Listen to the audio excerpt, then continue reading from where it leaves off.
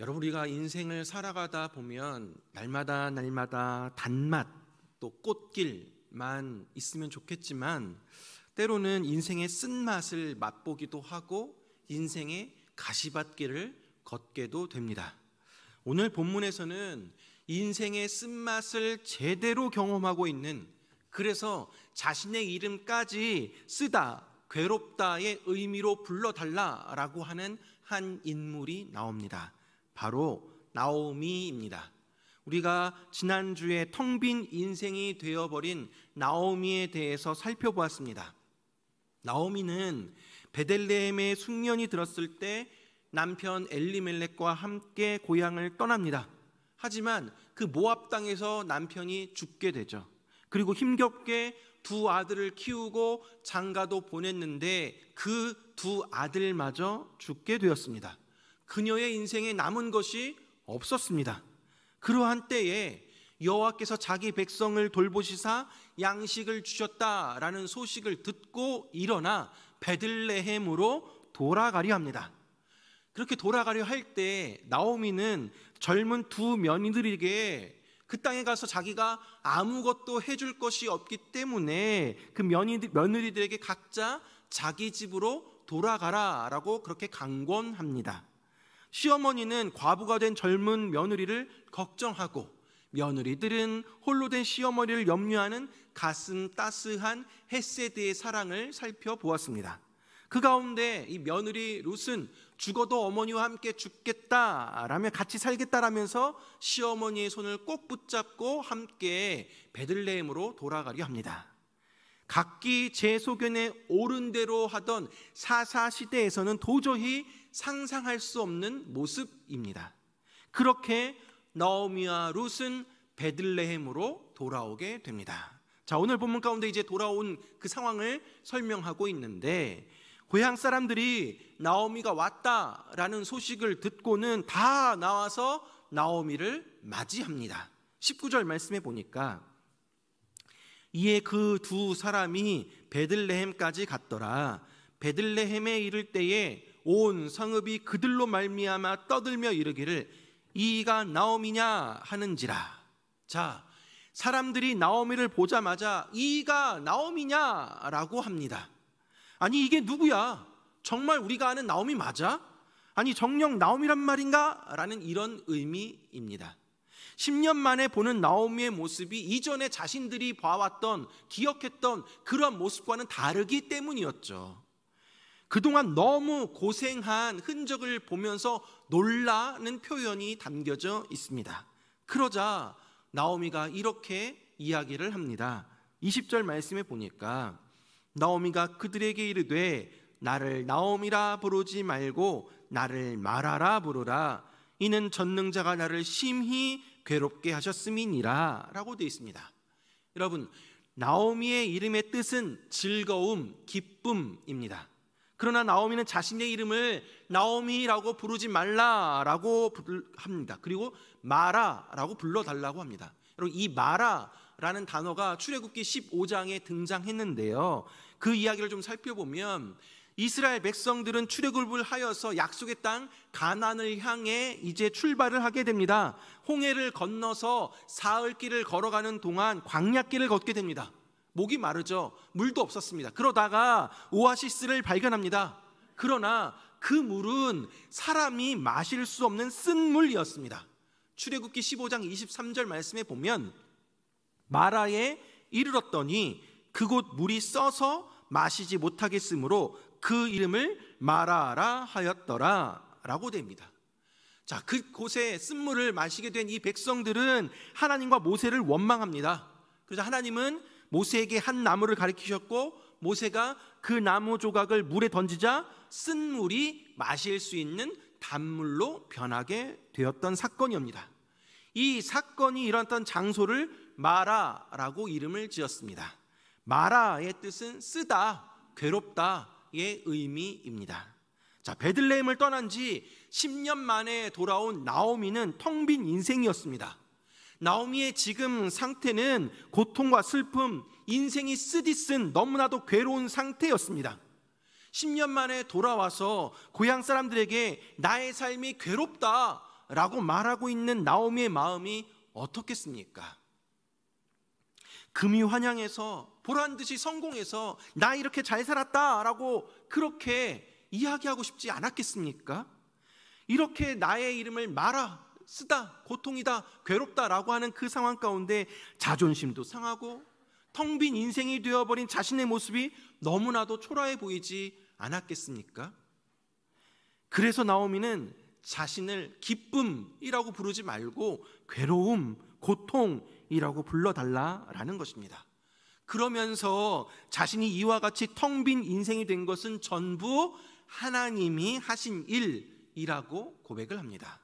다시 한번 20절, 21절 말씀에 보면 나오미가 그들에게 이르되 나를 나오미라 부르지 말고 나를 마라라 부르라. 이는 전능자가 나를 심히 괴롭게 하셨음이니라.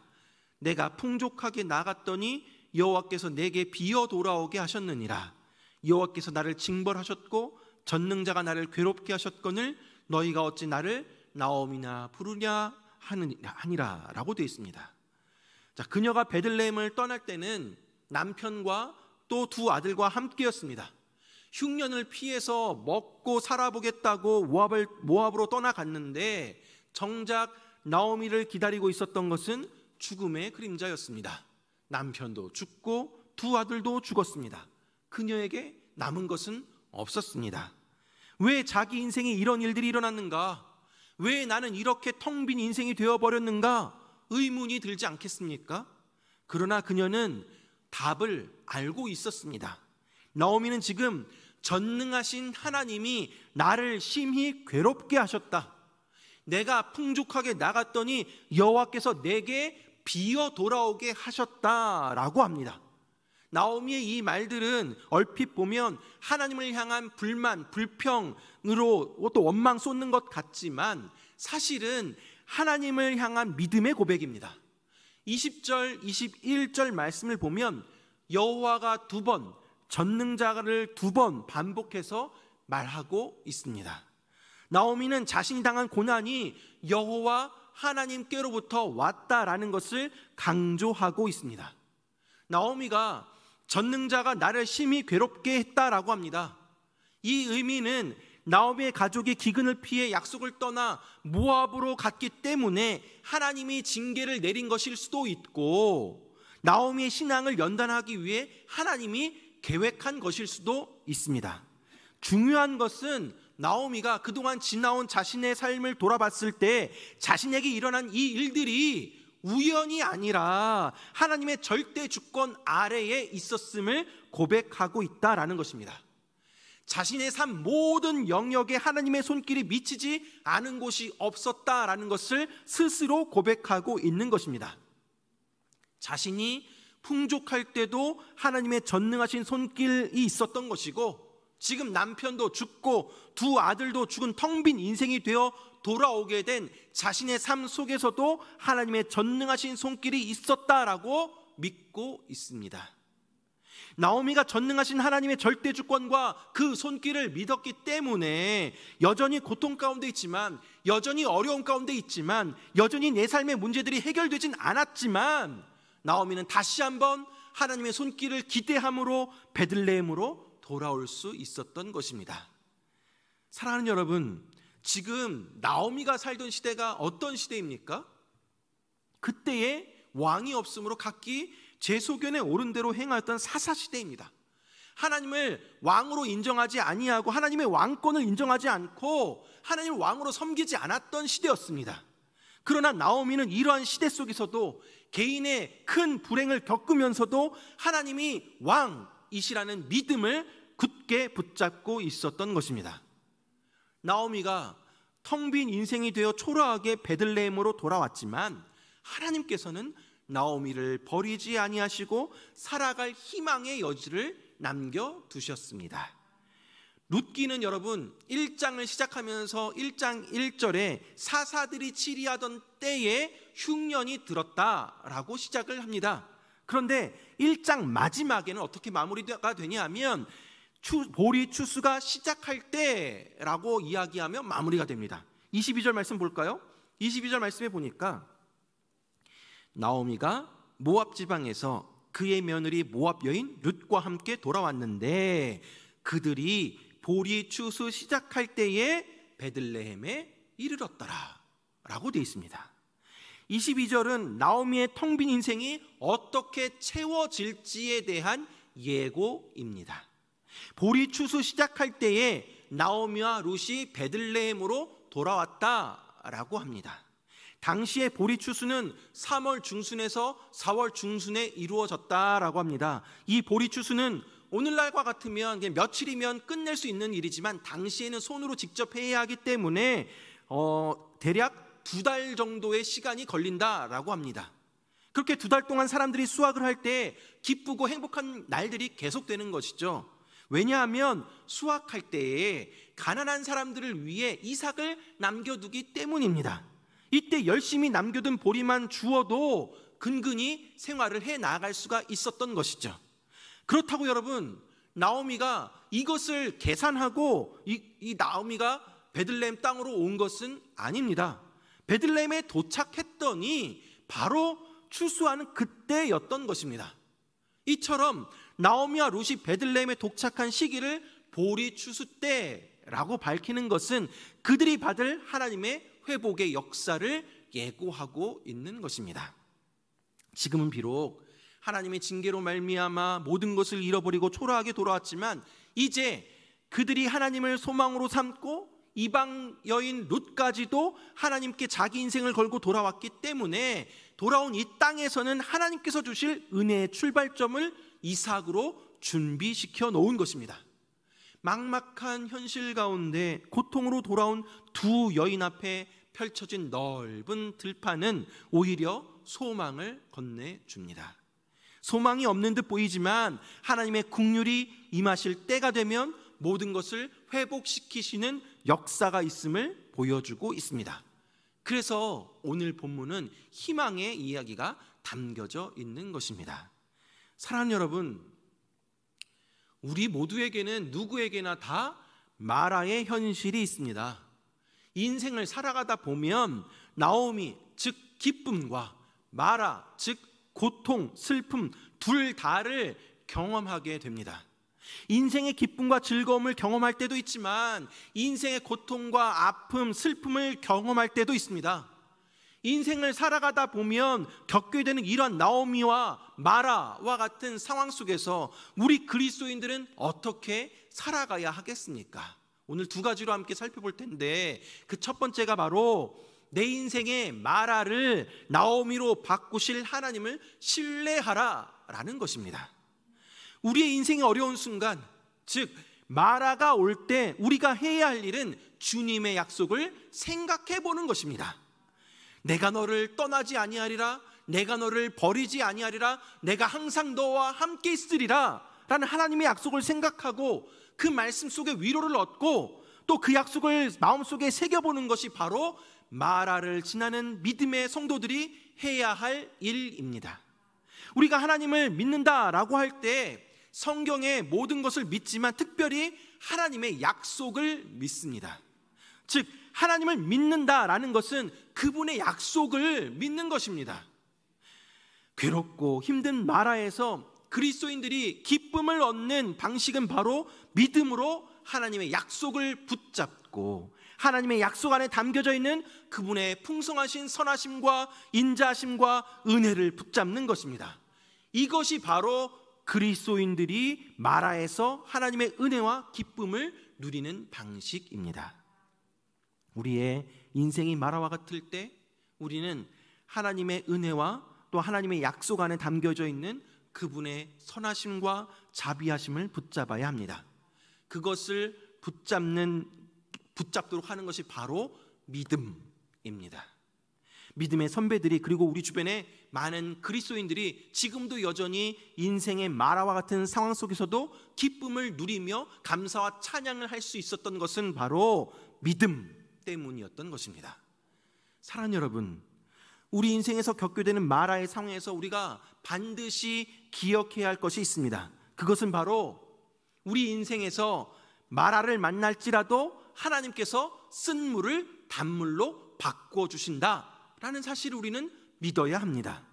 앞서서 말씀드렸던 출애굽기 15장에서 이스라엘 백성들이 광야 여정 중에 목마른 상황 속에서 그 맞이하게 된 그 기대했던 그 물을 마시게 됐을 때 쓴물로 인해서 하나님을 원망했지만 그 쓴물을 단물로 바꾸신 것은 바로 하나님이셨습니다.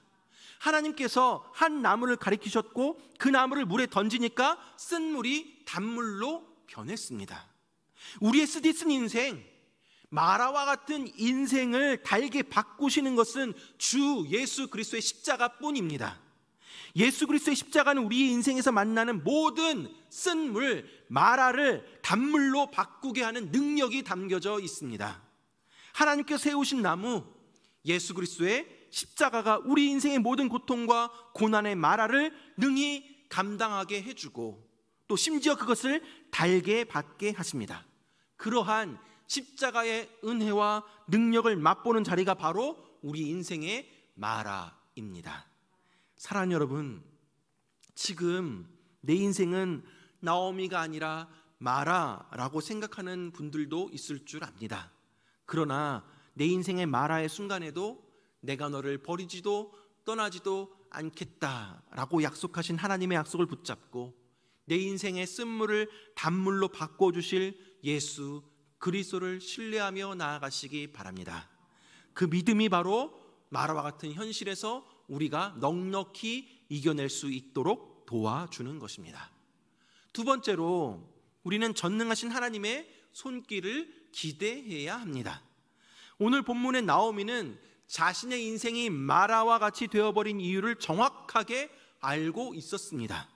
나오미는 전능자가 나를 심히 괴롭게 하였다라고 2번이나 말했고 여호와께서 내게 비어 돌아오게 하셨다라고 자신의 슬픈 마음을 토로했습니다.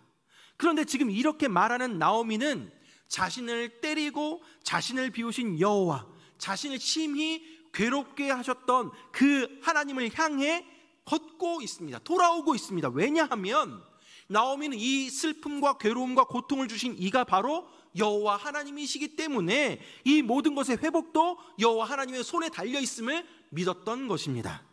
나오미는 모든 상황 속에서 전능하신 하나님을 내 삶의 주권자로 믿고 있었습니다. 내가 지금 비록 하나님의 절대 주권 아래서 마라와 같은 인생을 살고 있지만 멈추게 하실 분도 하나님이시라는 것을 믿었던 것입니다. 나오미가 전능하신 하나님의 절대 주권을 믿었기 때문에 여전히 텅 빈 인생이었고 고통과 슬픔 가운데 있지만 다시 한번 하나님의 전능하신 손길을 기대하며 베들레헴으로 돌아올 수 있었던 것입니다. 사랑하는 여러분, 하나님께서 우리에게 마라를 허락하시는 이유가 있습니다. 때로는 우리의 잘못에 대해서 하나님이 징계하시고 교정하시기 위해서일 수도 있고 또 때로는 인생의 마라를 통해 우리의 신앙을 더욱더 연단하고 성숙해 갈 수 있도록 하기 위해서입니다. 마라에서 하나님을 더 깊이 만나고 하나님을 더 많이 알아가기 때문이죠. 어떤 이유에서건 내 인생은 주님 손에 붙잡혀 있음을 믿으시기 바랍니다. 내가 행복하고 잘되고 내 손 안에 뭔가 있을 때만 전능하신 하나님의 손길이 있는 것이 아니라 오늘 본문에서의 나오미와 같이 괴롭게 되어도 고통 가운데 있어도 그것 역시 전능하신 하나님의 손길 아래 있음을 신뢰해야 합니다. 사랑하는 여러분, 전능하신 하나님을 향한 기대감을 가지십시오. 전능하신 하나님의 손길을 기대하십시오. 하나님이 내 인생 가운데 또 다른 새 일을 행하여 주실 것입니다. 크고 은밀한 일을 우리에게 펼쳐 주실 것입니다. 광야의 길을 내시고 사막의 강을 내실 것입니다. 나의 삶이 우연이 아니라 모든 일 가운데 하나님의 섭리가 있음을 믿으며 하나님의 회복의 때를 기다리며 인내해 나아가는 저 여러분들 되길 간절히 바랍니다. 말씀을 맺도록 하겠습니다. 사랑하는 여러분, 여러분은 지금 어떠한 인생을 살아가고 있으십니까? 마라와 같이 쓰디쓴 인생길 걸어가면서 지치고 힘들어서 불평하고 원망하고 있지는 않으십니까? 아니, 하나님, 남들은 나옴이라는 뜻처럼 기쁨과 즐거움 가득한 인생 주시고 왜 나는 마라와 같은 상황만 주시냐고 하나님을 원망하고 있지는 않으십니까? 우리 그리스도인들은 나오미와 마라, 이 모든 은혜를 누리며 살아가는 사람들입니다. 우리 인생이 기쁨이든 슬픔이든 나옴이든 마라이든 그 모든 과정을 통해 하나님이 하실 일, 선하신 하나님께서 은혜와 자비와 영광으로 이루실 일들을 믿음으로 바라보며 믿음의 약속을 붙잡고 나아가시기 바랍니다. 내 인생의 마라에서 하나님의 약속을 붙잡고 쓴물을 달게 만드실 하나님의 은혜를 경험하시기 바랍니다. 나오미는 유다 베들레헴을 떠났을 때 은혜의 자리를 떠남으로 많은 것을 잃어버리게 되었습니다. 나오미는 자신을 마라, 고통이라고 부르라고 했지만 이후에 나오는 내용에 보면 나오미는 여전히 나오미라고 불려지게 됩니다. 하나님은 여전히 그녀를 나오미, 기쁨이라고 부르고 계십니다. 텅 빈 인생이었던 고통과 슬픔 가운데 있었던 나오미가 다시 베들레헴으로 돌아옴으로 인해 회복되게 됨을, 텅 빈 인생이 다시 채워지게 됨을 우리는 룻기서를 통해 볼 수 있습니다. 사랑하는 여러분, 우리는 하나님의 은혜로 살아가는 존재들입니다. 은혜로 살아갈 때 때로는 나오미와 같은 환경도, 또 때로는 마라와 같은 환경도 만나게 됩니다. 내 인생이 즐거울 때만, 성공할 때만, 무언가 이뤘다고 할 때만 하나님이 살아계시고 나와 함께 하신다라고 간증하는 것이 아니라, 나오미처럼 텅 빈 인생이지만, 마라와 같은 인생이지만 그것 역시 전능하신 하나님의 손길이었다라고 당당하게, 담대하게 선포하고 간증할 수 있게 되기를 바랍니다. 내 인생에 마라와 같은 환경을 만나게 될 때 내가 하나님께 잘못한 것이 있나 돌아보고 생각하고 회개하며 하나님께 돌아가면 됩니다. 인생의 고난 속에서 날 향한 하나님의 뜻이 무엇인가 생각하며 은혜의 자리로 돌이키면 됩니다. 전능하신 하나님께로 돌이키면 다시 살 수 있습니다. 다시 회복될 수 있습니다. 나오미가 다시 베들레헴으로 돌아왔듯이 우리가 있어야 할 은혜의 자리, 예배의 자리, 기도의 자리, 헌신과 섬김의 자리로 다시 돌아오시기 바랍니다. 바로 그 은혜의 자리에서 전능하신 하나님의 손길을 모든 상황 속에서 경험해 나아가는 저와 여러분들 되길 주님의 이름으로 축원합니다.